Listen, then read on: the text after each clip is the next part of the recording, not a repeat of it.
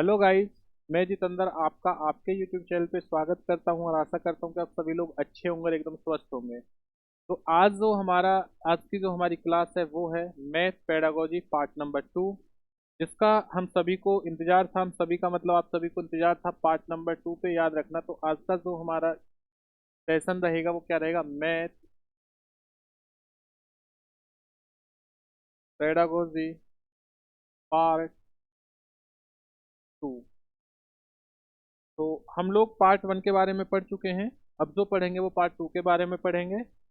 तो चलिए भाई, आज की जो क्लास है उसे प्रारंभ करते हैं, आपका ज़्यादा समय वेस्ट ना करते हुए।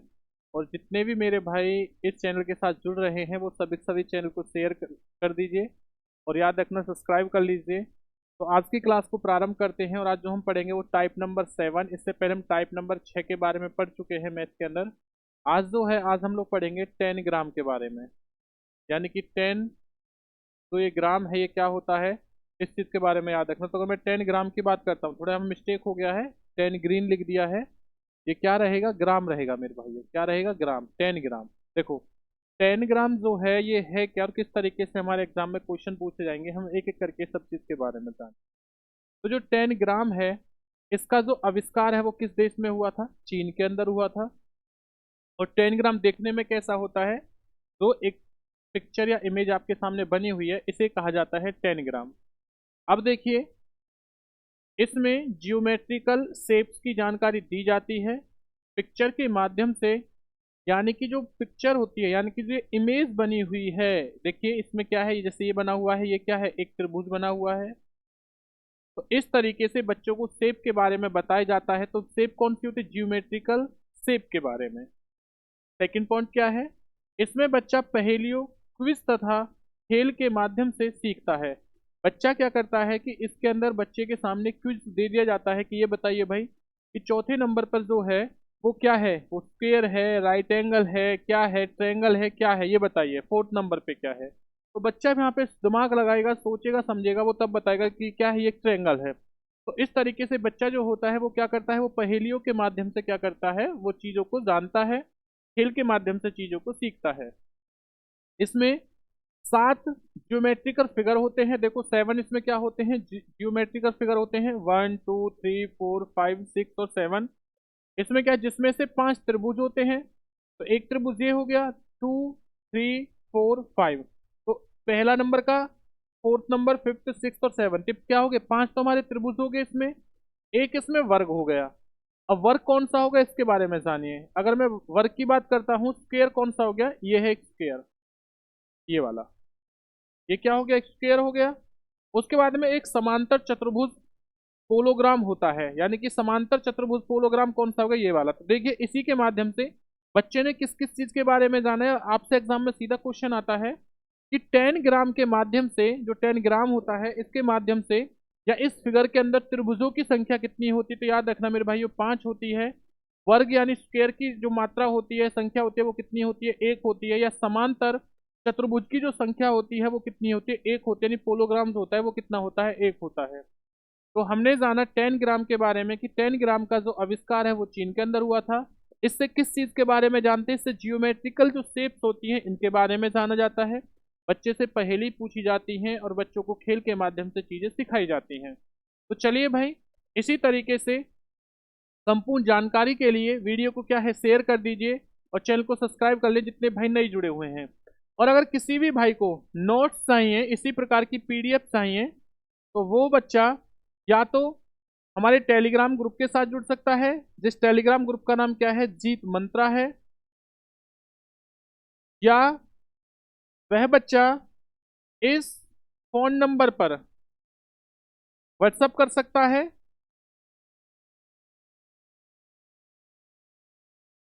9991158665। या तो वो इस नंबर पे कांटेक्ट कर सकता है, व्हाट्सअप कर सकता है, या फिर क्या कर सकता है, याद रखना मेरे भाइयों, वो पीडीएफ यानी कि टेलीग्राम ग्रुप के साथ जुड़ सकता है और वो पीडीएफ जो है, नोट जो है वो ले सकता है।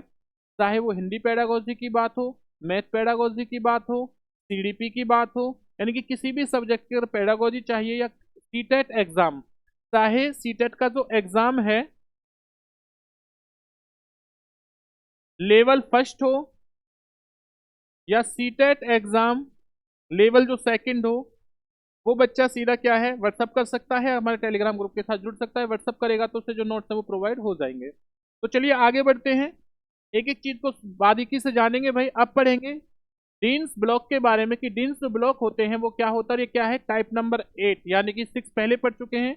जो भाई नए जुड़े हैं वो पार्ट नंबर मैथ पेडागोजी के पार्ट 1 को पढ़े, उसमें भी आपके जो है कम से कम 7-8 नंबर की आपकी वो रहेगी। और ये आज आपकी फाइनल लास्ट एक वीडियो है, इसके बाद आपको मैथ में और कुछ पढ़ने की आवश्यकता नहीं है। आपके जितना पेडागोजी आना है इन्हीं 2 क्लासों से आपकी हो जाएगी कंप्लीट। देखिए डीन्स क्या होता है, डीन्स ब्लॉक क्या होते हैं। डीन्स ब्लॉक से हम लोग जानते हैं किसके बारे में, याद रखना, प्लेस वैल्यू के। तो देखो डीन्स ब्लॉक यानी कि प्लेस वैल्यू के लिए भी इसका यूज किया जाता है। तो प्लेस वैल्यू के लिए किसका यूज किया जाता है, डीन्स ब्लॉक का यूज किया जाता है। सेकंड पॉइंट क्या है, टेनग्राम और डीन्स ब्लॉक से स्थानिक समझ विकसित होती है, यानी कि टेनग्राम होता है और एक क्या होता है, डीन्स ब्लॉक। इन दोनों से किसके बारे में, इससे स्थानिक समझ क्या होती है, विकसित होती है। नेक्स्ट पढ़ेंगे, इसमें फ्रैक्शन की नॉलेज भी दी जाती है। इससे क्या दी जाती है, इससे फ्रैक्शन की जो नॉलेज होती है वो भी समझाया जाता है। और इसमें क्या किया जाता है, इसमें DMAS को इन्हीं की मदद से पढ़ाते हैं। देखो ये है क्या, DMAS क्या है इसे समझना। आपने एक फॉर्मूला पढ़ा होगा जिसे कहा जाता है बोर्ड मास, यानी कि बच्चे को सबसे पहले बी से क्या होता है, ब्रैकेट होता है, ओ से क्या होता है, ऑफ होता है, डी से क्या होता है, डिवाइड होता है, एम से क्या होता है, मल्टीप्लाई होता है, ए से क्या होता है, एडिशन होता है, एस से क्या होता है, सब्ट्रैक्शन होता है। तो इसमें बी और ओ को छोड़कर, यानी कि ब्रैकेट और ऑफ को छोड़कर बाकी की जो आपकी 4 चीजें होती हैं वो किसके माध्यम से पढ़ाई जाती हैं, वह डीन्स ब्लॉक के माध्यम से पढ़ाई जाती हैं। चाहे मैं अब डिवाइड की बात करूं, भाग के बारे में बात करूं, चाहे मैं मल्टीपल यानी कि गुना के बारे में बात करूं, चाहे मैं एडिशन यानी कि प्लस के बारे में बात करूं, या सब्ट्रैक्शन यानी कि मैं घटा के बारे में, अगर मुझे बच्चों को जमा घटा गुना और भाग सिखानी है तो मुझे किस चीज का यूज करना होगा, मुझे वहां पर डीन्स ब्लॉक का प्रयोग करना होगा। तो एग्जाम में हमसे पूछा जाता है, सीधा क्वेश्चन आता है एग्जाम के अंदर कि अगर हमें किसी बच्चे को मल्टीपल सिखाना है तो हम किसके माध्यम से सिखाएंगे, तो एक ऑप्शन मिलेगा वहां पर आपको, डीन्स ब्लॉक। तो डीन्स ब्लॉक के बारे में आप लोग जाने।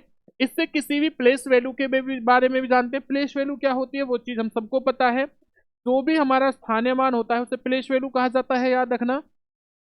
टेनग्राम और डीन्स ब्लॉक की सहायता से क्या होता है, स्थानिक समझ को बढ़ाया जाता है कि जो बच्चा जो होता है वो जो नॉलेज ले रहा है, जो फ्रैक्शन कर रहा है, जमा कर रहा है, घटा कर रहा है, उन सब के बारे में क्या है, बच्चे को नॉलेज दी जाती है। चलिए आगे जानते हैं हम लोग टाइप नंबर 9 के बारे में। और टाइप नंबर 9 के बारे में क्या जानेंगे, याद रखना, जियो जेब्रा। जियो जेब्रा क्या होता है इस चीज के बारे में हम लोग जानते हैं। तो देखो यह एक कंप्यूटर या फोन आधारित सॉफ्टवेयर है जिस पर जियोमेट्रिक शेप्स का ज्ञान दिया जाता है, चाहे 2D हो या 3D। तो याद रखना जो हमारा जियो जेब्रा होता है उसके माध्यम से हम बच्चों को क्या सिखाते हैं, उसके माध्यम से हम बच्चों को 2D और 3D की शेप सिखाते हैं। तो एग्जाम में अगर हमसे पूछा जाए कि बच्चों को 2D और 3D की शेप्स किस प्रकार से सिखाई जाती है, किसके माध्यम से सिखाई जाती हैं, तो याद रखना ये सिखाई जाती हैं जियो और यानी कि जियो जेब्रा के माध्यम से। इसी तरीके से मैंने आपको किसके बारे में बताया था, मैंने आपको बताया था नंबरिंग न्यूमरल्स के बारे में, यानी अंक के बारे में। वहां पे भी क्या होता है, 2D और 3D की शेप सिखाई जाती है। इसके द्वारा देखिए इसमें क्या दे रखा है, दूसरा पॉइंट क्या है, इसमें खोजबीन के द्वारा सिखाया जाता है। इसमें किसके माध्यम से सिखाया जाता है मेरे भाई, याद रखना, इसमें खोजबीन के माध्यम से बच्चे को सिखाया जाता है।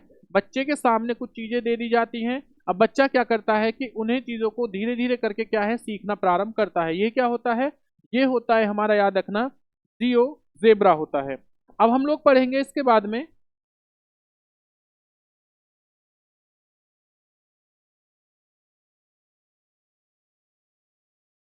जॉल्टन डीन्स के बारे में। जॉल्टन डीन्स क्या है और ये टाइप नंबर क्या है, 10 है मेरे भाई, याद रखना। देखिए जॉल्टन डील्स एक कौन थे, साइकोलॉजिस्ट हुए थे, और इन्होंने किस चीज के बारे में बताया था कि इन्होंने सीखने के 4 प्रमुख सिद्धांत दिए थे। तो हमसे एग्जाम में अगर पूछा जाए कि जॉल्टन डीन्स ने सीखने के कितने प्रकार बताए थे, तो इन्होंने 4 प्रकार बताए थे। पहला जो होता है उसे कहा जाता है गतिक नियम। अब ये गणितिक नियम होता क्या है इसे जानेंगे। तो पहला जो पार्ट होता है मेरे भाइयों वो क्या होता है, वह गतिक नियम होता है। इसमें बच्चा एक्टिव होकर सीखता है, जैसे मैं जो भी चीज बोल रहा हूं आप उन सभी चीजों को क्या है सुन रहे हो ध्यान से। तो यही क्या है कि बच्चा जो यानी आप लोग हो वो ध्यान से एक्टिव होकर मेरी बातों को सुन रहे हो, क्योंकि जो भी हम पढ़ रहे हैं वो सीटेट के एग्जाम में पेडागोजी में फुल में से फुल हमें नंबर लेके आने हैं। सेकंड चीज समझना, सेकंड पॉइंट है इसमें बच्चा अंतःक्रिया करके सीखता है। बच्चा क्या है, रिएक्शन करके सीखता है, अंतःक्रिया करके चीजों को सीखता है। यही क्या होता है, ये होता है हमारा गतिक नियम होता है। अब हम लोग पढ़ेंगे बोधात्मक परिवर्तनशीलता। अब ये क्या होता है इससे जानेंगे। इसमें बच्चा TLM यानी टीचिंग लर्निंग मेटेरियल होता है, उसके माध्यम से बच्चा चीजों को सीखता है। तो बोधात्मक परिवर्तनशीलता क्या होता है कि इसमें जो बच्चा होता है वह किसके माध्यम से सीखता है, टीचिंग लर्निंग मेटेरियल के माध्यम से बच्चा जो होता है उस बच्चे को चीजें सिखाई जाती है, बच्चा उनके माध्यम से सीखता है। इसमें टीचर बच्चों के सामने कुछ चीज लाता है और तब बच्चों को सिखाता है, जैसे एप्पल हो गया। अब वो क्या हो गया, उसे बच्चे को एप्पल के बारे में नॉलेज देनी है, ज्ञान देना है, तो हमें क्या करेंगे कि बच्चे को उस जगह हम लोग क्या है एप्पल की एक पिक्चर दिखाएंगे, एप्पल लेके आएंगे कि बच्चा ये क्या है, एप्पल है, इसकी स्पेलिंग क्या है, APPLE। तो ये हो गया एप्पल हो गया। एप्पल की हमने उसे इमेज दिखाया, बच्चे के दिमाग में क्या हो गया कि बच्चे के दिमाग में इमेज जो है वो भी जान चुका है, एप्पल की शेप कैसी होती है उस चीज के भी बारे में भी जान चुका है। तो यही चीज किसके माध्यम से सिखाते, याद रखना, इसी को कहा जाता है बोधात्मक परिवर्तनशीलता। इसके बाद में आगे जानते हैं हम लोग टाइप नंबर 10 के बाद। 10 नहीं है ये, टाइप नंबर 10 नहीं है भाई, ये तीसरा पार्ट है, याद रखना। तो अभी हमने देखिए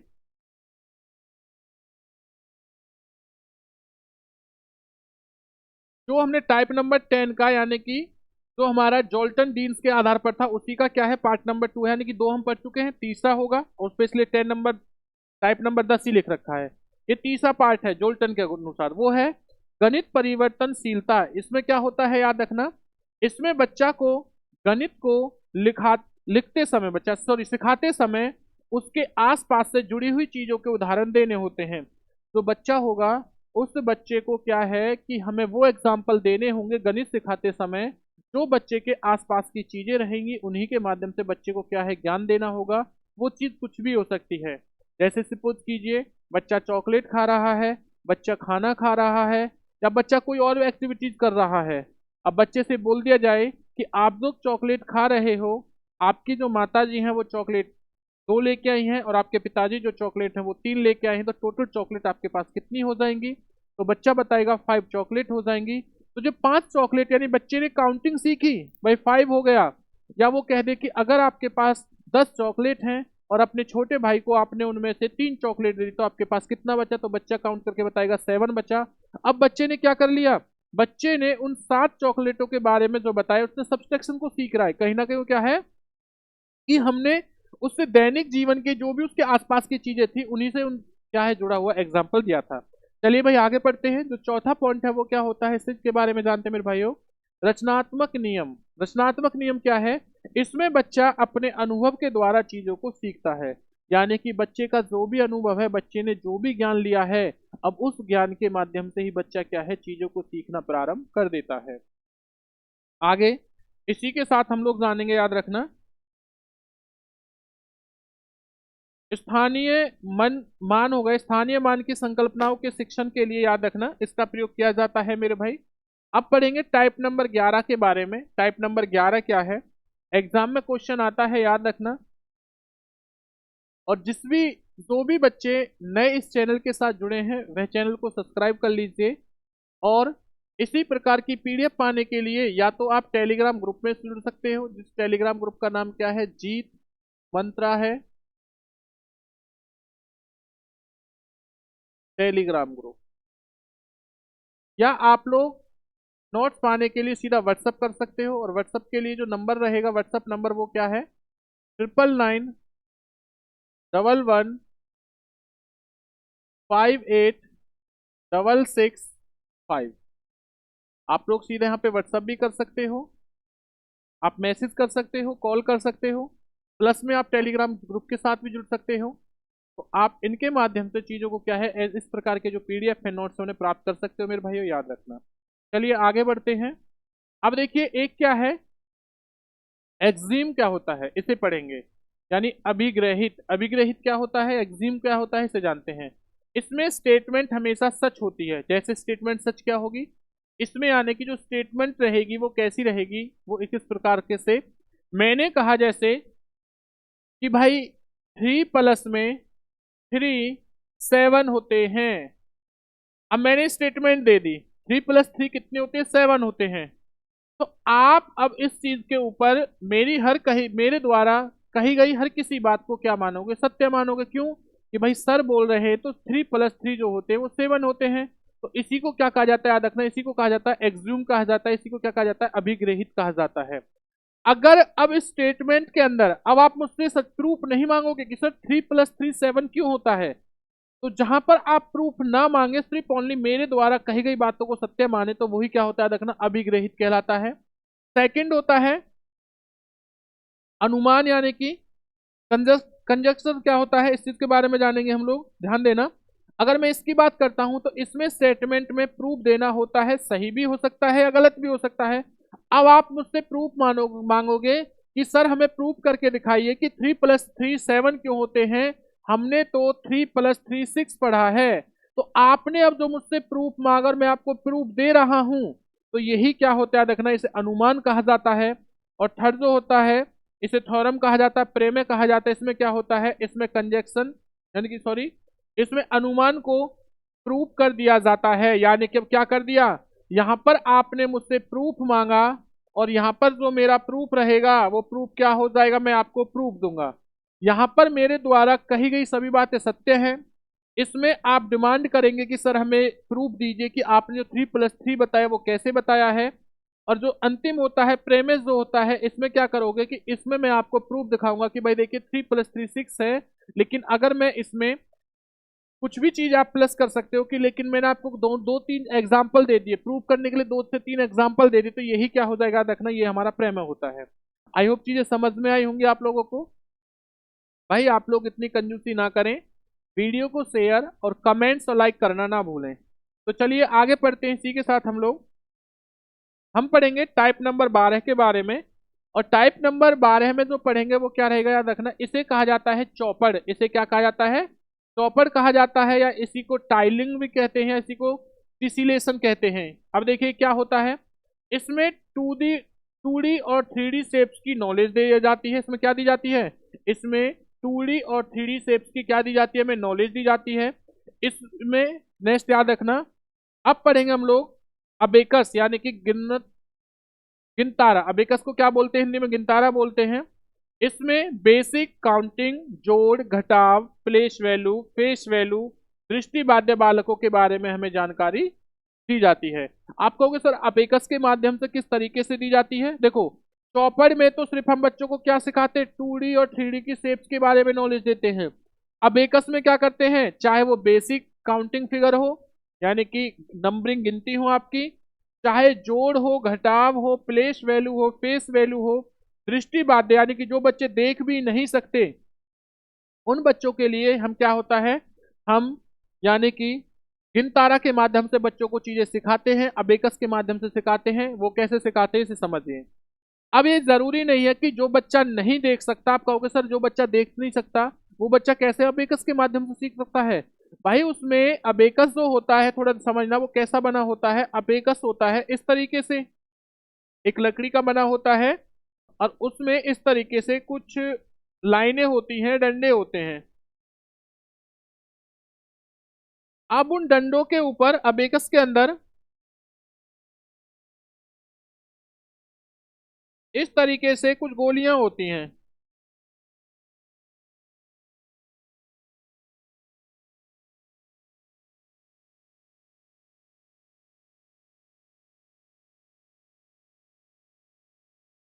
इस तरीके से चीजें होती हैं उसमें, अबेकस में इस प्रकार की गोलियां होती हैं।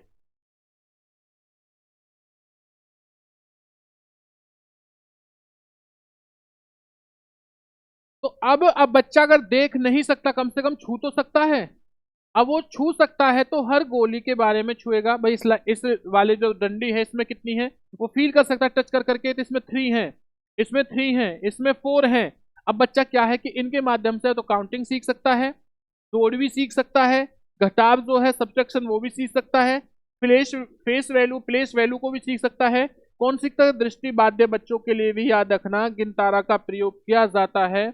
अगर आपसे पूछा जाए कि गिनतारा का प्रयोग दृष्टि बाध्य बच्चों के लिए होता है या नहीं होता, तो याद रखना होता है। ये मत सोचना कि कभी दृष्टि बाध्य बच्चे हैं वो देख नहीं सकते हैं, कभी उनके लिए आप ऑप्शन में नहीं करके आओ, याद रखना वो होता है। इसी के साथ और ये याद रखना, तो भी बच्चा सीटेट एग्जाम जनवरी यानी कि 2024 का पेपर देना चाह रहा है, वह मात्र मैथ की 2 पेडागोजी क्लास पढ़ ले। पार्ट नंबर 1 तो इससे पहले मैं पढ़ा चुका हूं, और सेकंड ये है पार्ट नंबर 2। आप मात्र इन 2 क्लासों को पढ़ लीजिए, आपके 15 में से 15 नंबर बिल्कुल फिक्स है। ये चीज याद रखना, मैथ पेडागोजी के अंदर ये बिल्कुल फिक्स है आप लोगों के। और इसी प्रकार से जो बाकी के और सब्जेक्ट है उनकी भी जो पेडागोजी की क्लासेस है वो आपके लिए कंटिन्यू आती रहेंगी। अब सीटेट का जो टारगेट है हम लोगों का, वो सीटेट जनवरी 2024 है। हर एक बच्चे का, जो भी बच्चा सीटेट पेपर दे रहा है, सबका क्या है, हमें एग्जाम में अच्छे नंबर लेके आने हैं। और फाइनली जब आपका पेपर हो, एग्जाम हो जाए, तो भाई फाइनल आपको नंबर भी बताने हैं कि सर हमारे नंबर इतने आए हैं, ताकि चीजें इस तरीके से बढ़ती रहें। चलिए आगे बढ़ते हैं भाई, एक एक करके। किसी को नोट्स चाहिए तो वो बच्चा मैसेज कर सकता है, सारी चीज़ों के बारे में मैंने आपको बता ही दिया है। लेकिन वीडियो को शेयर करना ना भूले। अब पढ़ेंगे टाइप नंबर 13 के बारे में कि टाइप नंबर 13 क्या है, और इसमें हम क्या पढ़ेंगे, गणित की मूलभूत संरचना। याद रखना, जो गणित की मूलभूत संरचनाएं होती हैं वो कितनी होती हैं, वो होती हैं 3 होती है, यानी गणित की यानी मैथ की 3 संरचनाएं होती हैं। पहली जो होती है उसे कहा जाता है बीज गणितीय संरचना।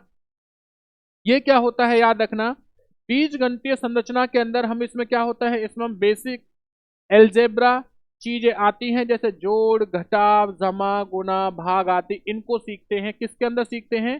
बीज गणितीय संरचना के अंदर सीखते हैं। याद रखना इस चीज के बारे में। सेकंड जो होता है जिसे कहा जाता है क्रैमिक संरचना, तो क्रैमिक जो संरचना होता है इस चीज के बारे में जानेंगे। क्रैमिक संरचना में इसमें बच्चा डिसेंडिंग और असेंडिंग जो ऑर्डर होते हैं इनके बारे में सीखता है, यानी कि बढ़ते क्रम और घटते क्रम के बारे में सीखता है। किसमें? क्रैमिक संरचना में। देखो क्रैमिक से पता ही चल रहा है भाई, क्रम के माध्यम से। बीज गणित में क्या आते हैं आपके, जमा घटा आते हैं। और तीसरा होता है, याद रखना, तल रूप संरचना। तल रूप संरचना के अंदर हम क्या सीखते हैं, इसमें बच्चा समीपता या निकटता के बारे में सीखता है। जैसे 8 और 10 के बीच कौन कौन सी वही संख्या हो सकती है, तो उस बच्चे ने बताया 9 हो सकता है। तो इसी को कहा जाता है, याद रखना, समीपता। तो हमने क्या जाना, हमने जाना गणित की मूलभूत संरचनाएं कितनी होती हैं, 3 होती हैं। पहली होती है बीज गणितीय, जिसमें सिर्फ ओनली बच्चों को हम जोड़, घटा, गुना, भाग इनके बारे में बताते हैं। सेकंड होती है क्रैमिक, जिसमें हम डिसेंडिंग और असेंडिंग ऑर्डर के बारे में जानते हैं। तीसरी होती है तलरूप, जिसमें हम क्या है, 2 संख्याओं के बीच में या निकटतम संख्या कौन सी होगी, इस चीज के बारे में हम लोग बताते हैं। तो चलिए टाइप नंबर जो 13 है वो भी क्या होता है, हम लोगों का कंप्लीट होता है। धीरे धीरे करके हम लोग एक एक करके भाई इसी तरीके से एक एक टाइप को कंप्लीट करते जा रहे हैं। अब हम लोग पढ़ेंगे टाइप नंबर 14। सीधा 14 आ गया भाई।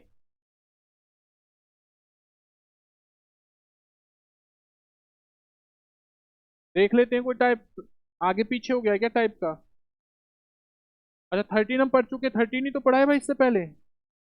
हाँ 13 पढ़ा है तो 14 ही आएगा, बिल्कुल सही बात है। अब देखिए 14 क्या है। 14 जो है उसे पढ़ेंगे हम तुलनात्मक जमा क्या होती है। ये एग्जाम में पहले बहुत ज्यादा आता था, ऑफलाइन एग्जाम में। अब थोड़ा ऑनलाइन एग्जाम में लेकिन आपका क्वेश्चन आने की संभावना भी और कभी कभी आ जाता है। हम लोग पढ़ेंगे तुलनात्मक जमा होती क्या, इसका मतलब क्या है। देखिए तुलनात्मक जमा क्या होता है। तुलनात्मक जमा के अंदर हम लोग ए के पास बी से ज्यादा रोटी हैं, यानी कि इसमें एक व्यक्ति की जो तुलना है वो किसी दूसरे व्यक्ति से की जाती है, और ए की जो तुलना की जाएगी वो हमेशा अधिक की जाएगी, ज्यादा की जाएगी। जैसे हमने कहा ए के पास बी से ज्यादा रोटी है, तो इसमें क्या बात की जाती है, इसमें ज्यादा और अधिक के बारे में बात की जाती है, यानी कि ज्यादा के बारे में बात की जाएगी हमेशा। इसे कहा जाता है तुलनात्मक जमा, ये याद रखना। यानी कि कंप्रीशन एडिशन कहा जाता है इसे। इसमें क्या कहा जाता है, इसमें हमेशा जमा के बारे में, अधिक के बारे में बात की जाएगी। जैसे राम के पास श्याम से ज्यादा सेब हैं या अधिक सेब हैं। अब इसी के बाद जानेंगे तुलनात्मक घटा क्या हो जाएगा। इसमें कम की बात हो जाएगी, सब्ट्रैक्शन आ रहा है देखिए। तो इसमें क्या है, इसमें कम की बात होगी। तो जब ए के पास बी से कम रोटी है, यानी कि क्या होगा इसमें, ए के पास बी से, यानी कि राम के पास श्याम से कम सेब हैं। तो यानी कि कहां पर हो गया, अब कंपेयरिंग जो हो रही है वो घटाव की हो रही है। जो हमारा एडिशन था, जो तुलनात्मक जमा था, उसमें एडिशन अधिक हो रही है कि राम के पास श्याम से ज्यादा सेब हैं। सेकंड में मैंने क्या बोला कि राम के पास श्याम से थोड़े कम सेब है, या सॉरी कम सेब है, थोड़े नहीं कम सेब हैं। अब मैंने यहाँ पर ये चीज कहा, देखिए ए के पास बी से कम रोटी है, यहाँ एग्जांपल दिया था मैंने, ए के पास बी से ज्यादा अधिक रोटी है, या ज्यादा रोटी अधिक रोटी है। तीसरा होता है वैकल्पिक जमा, टेक अवे एडिशन। क्या होता है इसे समझना। इसमें अब ये बताया जाएगा कि कितना ज्यादा है। तो देखिए इसमें क्या है, ए के पास बी से कितनी ज्यादा रोटी हैं। अब यहां पर यह बताया गया कि भाई कितनी ज्यादा है, या राम के पास श्याम से कितनी ज्यादा सेब है, 2 सेब ज्यादा है, 3 सेब ज्यादा है, या ए के पास बी से 2 रोटी ज्यादा है, 3 रोटी ज्यादा है। इन चीजों के बारे में बताया जाएगा।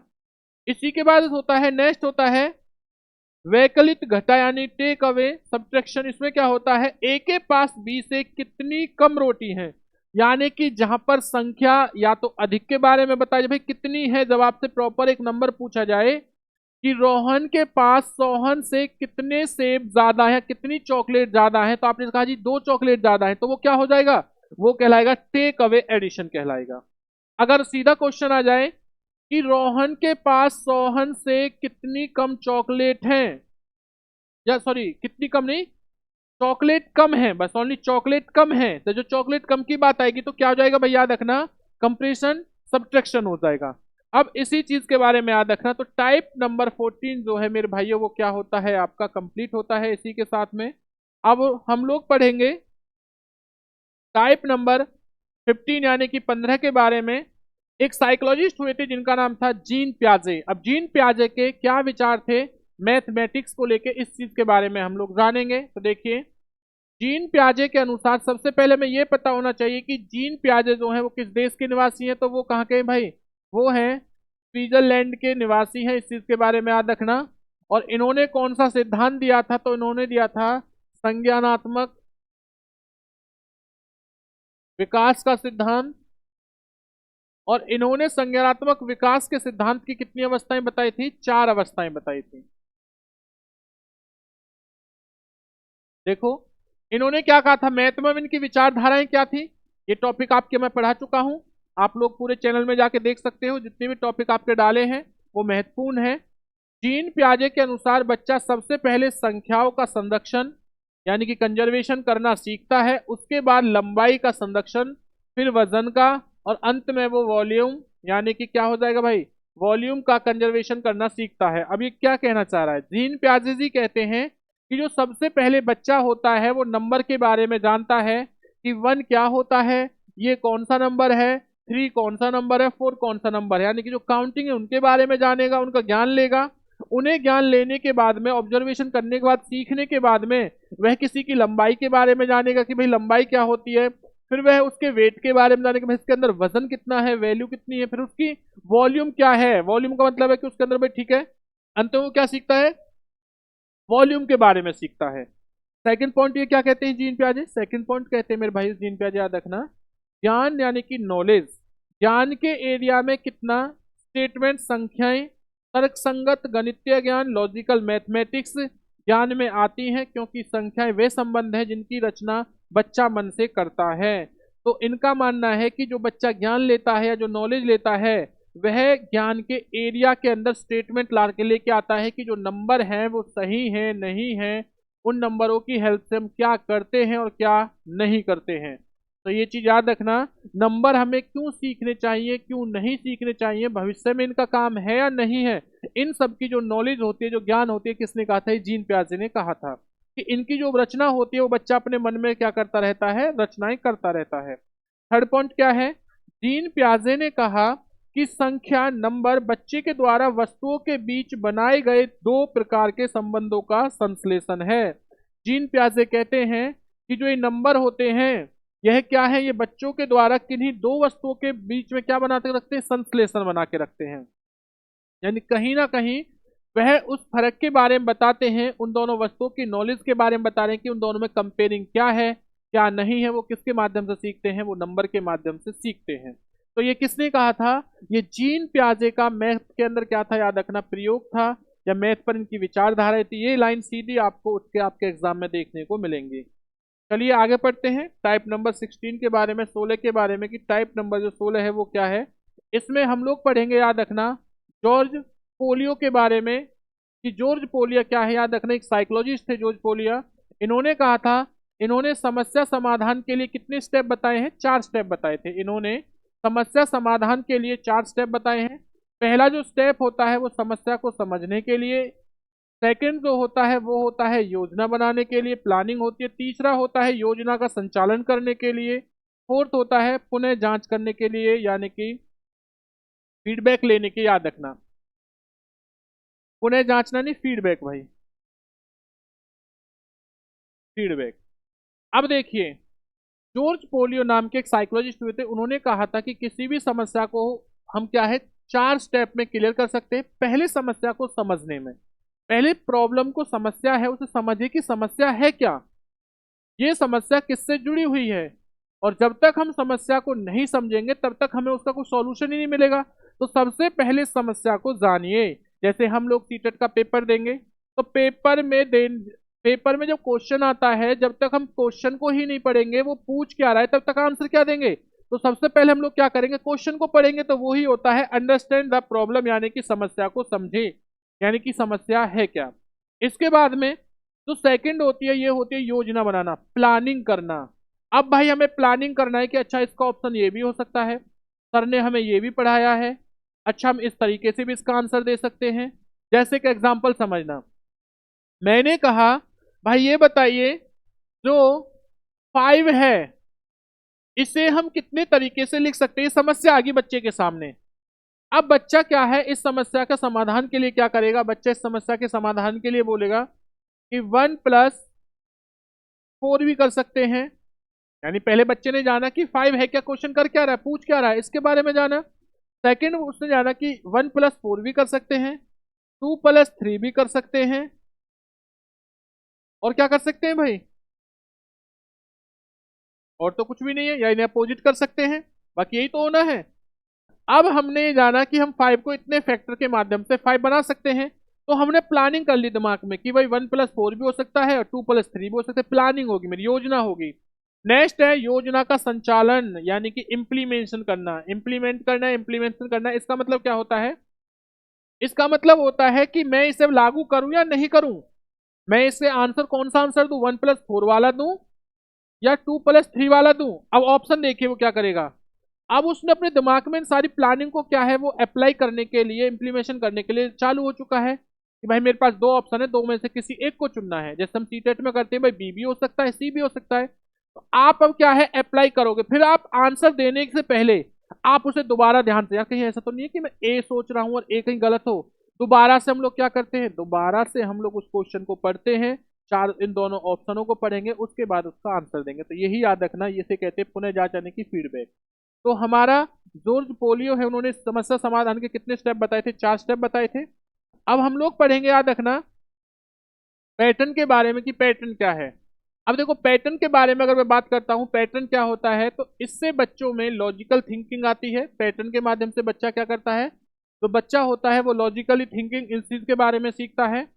इसमें बच्चा क्रिएटिविटी बढ़ती है, बच्चे की यानी कि क्या बढ़ जाती है भाई, बच्चे के अंदर कहीं ना कहीं ये चीज देखने को मिली है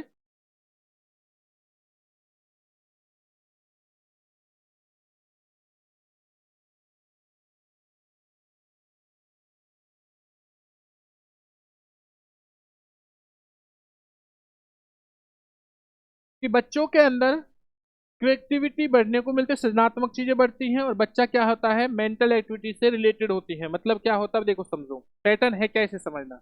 पैटर्न कुछ इस टाइप के मेरे भाइयों, कुछ बॉक्स बने होते हैं, या उसके अंदर बहुत सारी विभिन्न चीजें होती है, जैसे ट्रेंगल होना। अब यहाँ पे ट्रेंगल आ गया, यहाँ पर फिर इस तरीके से एक आयत दे दिया, डेड डैश करके रख दिया, तो हमें बताना, जैसे रीजनिंग होती है ना, बिल्कुल इसी को पैटर्न कहा जाता है। अब मुझे पता है यहाँ पर दो बार क्या दे दिया भाई, इन्होंने ट्रेंगल दे दिया, एक बार दो बार क्या दे दिया, इन्होंने आयत दे दिया, तो हम क्या करेंगे, यहाँ पर दो पैटर्न बनाएंगे। तो हमने दो क्या ट्रेंगल बना दी, यही चीज।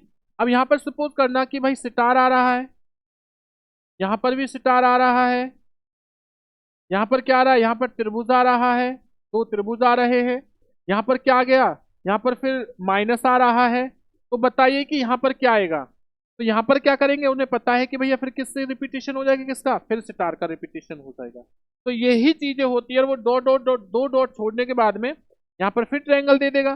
तो ये जो चीज होती है, इसको कहा जाता है पैटर्न की। इन्हीं के माध्यम से जो बच्चा होता है चीजों को सीखता है। अब बच्चा क्या है, लॉजिकल जो थिंकिंग है वो आ जाती है। आपने गेम देखा होगा, एक गेम आता है जिसके अंदर घर बनाए जाते हैं, ब्लॉक्स टाइप में होता है, कि उसके अंदर कुछ इस तरीके से शेप टाइप की वो होती है भाई, बॉक्स टाइप के होते हैं, इस तरीके से, इस तरीके से आप लोगों ने देखा होगा। कोई इस तरीके से लाइनिंग वाली आती है, इस तरीके से भी आती है वो। अब बच्चा क्या करता है, इन्हें आयत में अब इसे उठाएगा, वो आता है उससे भाई, इसकी शेप बदलता रहता है, ये कभी ऊपर की तरफ बढ़ जाता है, कभी कहीं पर हो जाता है, इस तरीके से। अब ये बच्चा जो है उनकी शेपों को एक दूसरे के अंदर अंडर क्लोक करके वह कभी क्या बनाता है, कभी तो क्या करता है बच्चा, लॉजिकली थिंकिंग का कहीं ना कहीं उसका प्रयोग है, तार्किक चिंतन हो रहा है उसमें, वो सोचने पर मजबूर हो रहा है पैटर्न के माध्यम से। जैसे उसने सोचा भाई यहाँ पर दो स्टार है, यहाँ पर त्रिभुज है, यहाँ पर क्या है माइनस है, फिर उसने दो डैश छोड़ दिए, और उसने यहाँ पर फिर हमें क्या दे दिया, एक त्रिभुज दे दिया, तो यानी कि यहाँ पर आएगा कि यहाँ पर स्टार आएगा। तो ये सारी चीजें होती है, जैसे यहाँ पर घटा दे दे प्लस, जैसे यहाँ पर क्या दे दे, सब्ट्रैक्शन दे दे, यहाँ पर फिर उसके बाद में प्लस दे दे, या इससे देखना, पहले माइनस दे दिया, फिर प्लस दे दिया, फिर माइनस, फिर प्लस, डेट डॉट कर दे। तो यहाँ पर क्या आएगा, उसे पता है भैया प्लस माइनस का प्रोसेस चला है, तो माइनस आएगा, फिर प्लस आएगा, फिर माइनस, फिर प्लस। तो बच्चा क्या है, उसको सृजनात्मक चीजें बढ़ रही हैं, उसकी क्रिएटिविटी बढ़ रही है, और उसकी जो मेंटल एक्टिविटीज है वो क्या है, उसका जो मानसिक स्तर है वो भी कहीं कहीं ना कहीं बढ़ रहा है। यही क्या होता है, यही पैटर्न कहलाता है। इसके बाद आगे जानते हैं हम लोग। अब जानेंगे, देखिए टाइप नंबर 18, इसमें पढ़ेंगे 2D शेप्स कौन सी होती है और 3D शेप्स कौन सी होती है। देखो 2D शेप्स के बारे में अगर मैं बात करता हूं, तो 2D शेप्स जो होती हैं, जिन शेप्स की लंबाई और चौड़ाई होती है उन्हें 2D शेप्स कहते हैं। जैसे ट्रेंगल हो गया, लंबाई भी है इसकी और क्या है भाई, चौड़ाई भी है। राइट एंगल हो गया, स्फेयर हो गया, सर्कल हो गया, याद रखना, रूम्स हो गया, या आपकी पैरेललोग्राम होता है, जो पैरेललोग्राम होता है ये भी चीज होती है आपकी, पैरेललोग्राम जो होते हैं ये भी किस में आती है, 2D शेप में आती है। तो हमसे एग्जाम में पूछ जाता है कि 2D शेप कौन सी होती है, 3D शेप कौन सी होती है। अब जानेंगे 3D शेप्स कौन सी होती है, जिन शेप्स की लंबाई, चौड़ाई और ऊंचाई होती है। हमें तीनों चीज होती है, लंबाई भी, चौड़ाई भी और ऊंचाई भी। यहाँ पे क्या है, लंबाई और चौड़ाई बस, उसको 3D शेप्स कहते हैं। जैसा आपका क्यूब हो जाएगा, आपका क्या है, क्यूब्ड हो जाएगा, कौन हो जाएगा, सिलेंडर हो जाएगा, या आपका क्या हो जाएगा, स्फेयर हो जाएगा। तो ये सारी चीजें क्या कहलाती है मेरे भाई, याद रखना, ये सभी की सब कहलाती हैं 3D शेप्स कहलाती हैं, और इसी प्रकार की चीजें क्या होती है, याद रखना, 2D शेप्स कहलाती हैं। तो चलिए इसी के बाद में हम लोग आगे जानते हैं मेरे भाइयों, याद रखना, हम लोग जानेंगे सांप और सीढ़ी के बारे में, कि सांप सीढ़ी क्या है, इस चीज के बारे में जानते हैं। भाई आई होप चीज आपको मजा आ रही होंगी। और याद रखना, ये जीत मंत्रा यूट्यूब चैनल यानी क्लासेस का आपके साथ वादा है कि अगर आप मात्र दो ही इन पार्टों को पढ़ लेना, मैथ के पार्ट नंबर 1 और 2, आपके 15 में से 15 नंबर बच्चा फिक्स है पेडागोजी के अंदर। पेडागोजी की बिल्कुल टेंशन ना लें। और इसी की तरह हम लोग आपके लिए हिंदी की पेडागोजी लेके आएंगे, ईवीएस की पेडागोजी लेके आएंगे, साइंस की जो है वो भी पेडागोजी लेके आएंगे, यानी कि जितनी भी पेडागोजी होती है वो सब पढ़ेंगे, चाहे वो पीआरटी फर्स्ट पेपर की बात है, सेकंड पेपर की। बिल्कुल भी दिमाग में ये चीज मत लेकर आई कि सीटेट नहीं होगा, सीटेट 100% क्वालिफाई होगा। बस चीजों के साथ जुड़े रहना, चैनल के साथ जुड़े रहना। जो नए बच्चे हैं वो चैनल को सब्सक्राइब कर लें, शेयर करें। तो चलिए आगे पढ़ते हैं, सांप सीढ़ी। एक बच्चों का एक टॉपिक आता है बुक के अंदर, सांप सीढ़ी के बारे में। सांप सीढ़ी है क्या, इसके बारे में जानते हैं। देखो सांप सीढ़ी के माध्यम से बच्चों को संख्या नंबर का ज्ञान दिया जाता है। अब उसमें आपने देखा होगा कि जो सांप सीढ़ी होती है, उस सांप सीढ़ी में नीचे से प्रारंभ होता है 1 से लेकर ऊपर की तरफ जाता है 100। तो सांप सीढ़ी सभी ने खेली, इस बॉक्स टाइप में होती है। उसमें जगह जगह सांप दे रखा होता है कि भाई 99 से खाएगा तो वो कहाँ पर 1 पे पहुंचा देगा, यहाँ पर उसका मुंह होता है। तो हम लोग खेलते थे, आप लोग भी सब लोग खेलते थे, याद रखना। अब यहाँ सांप सीढ़ी में बच्चा क्या है कि बच्चे ने गोटी चली, बच्चे के 5 आए तो बच्चा क्या है 1 2 3 4 5। इस तरीके से जो बच्चा है वो 5 नंबर चलेगा। तो बच्चा क्या है, नंबरों के बारे में सीख रहा है, नहीं सीख रहा, बिल्कुल सीख रहा है। बच्चों को पता है, बच्चा पहुंच गया 99 8 पर।